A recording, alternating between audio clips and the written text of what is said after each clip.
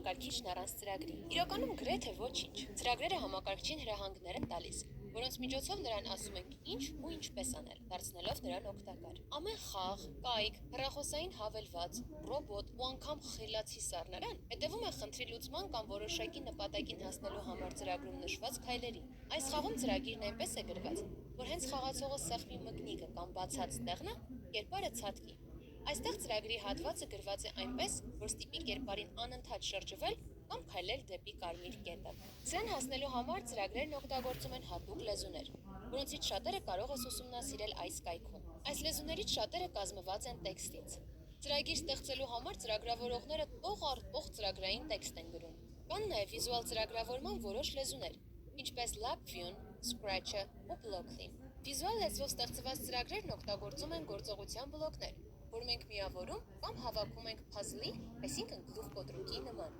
Գործողության բլոկները որոշակի ձևով միավորելու դեպքում չղջիկի թևերը կշարժվեն։ Հավաքված գործողությունների բլոկների այս բաժինը պատասխանատու է այդ շարժման համար։ Արի ծրագիր գրենք, որ օգնենք այս ռոբոտին լաբիրինթոսից անվտանգ դուրս գալ։ Դրա համար կօգտագործենք վիզուալ ծրագրավորման լեզուներից մեկը՝ Blockly։